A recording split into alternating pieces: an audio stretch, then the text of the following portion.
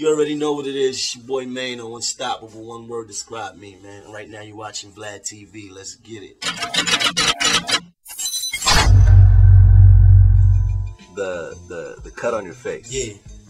I had heard that the dude who cut you, and this was in a barber chair. Right.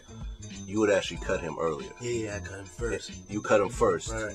And you had actually sat down in the barber chair like, this motherfucker ain't gonna do nothing.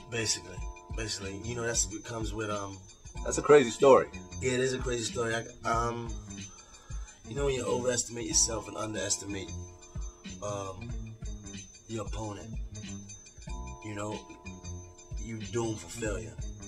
When you just feel like, oh, I'm this hard or I'm this big and this nigga ain't gonna do nothing or he ain't ready or whatever, when you feel that comfortable, it's usually when the tables are turned on you. And this is one of the only times that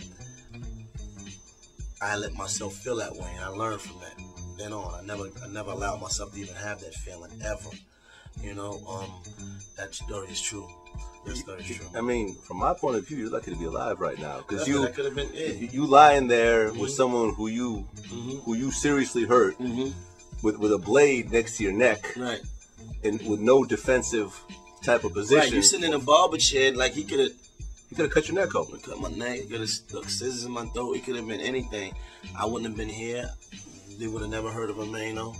I'd have been another inmate that was killed in New York State Penitentiary. So, God bless me, and I'm here. You know what I mean? And the scar, the women's like that. You know, they love it. You know what I'm saying? How many stitches did he get when you cut him? I'm not sure. But see, I actually cut him twice. At the same time. Oh, at the same time. At the same time, I cut him twice on his face, and you know, back then, you know, that's what it was about. It was about representing, and it was about, you know, staying alive and making a name for yourself, whether using the street or using the penitentiary. Like, you know, niggas gonna know who I am. You know what I mean? And I ain't having it. You know, nigga get out of line, I'm gonna rip his face off. So that's, you know, that's the train of thought that I was coming from, and that's what I was going through at the time. What happened? Did you two ever meet again after that? Nah. That was it. Nah, that was it. Well, what if he walked through the door right now? What do you think would happen? I don't know. You know what? I thought about that. In a way, y'all are kind of even. This is what I think. This is what I say. In a way, we kind of even. I could look at it like, I cut you, you cut me. We even, or you know what I mean? Or I could be like, because I'm in a different space in my life.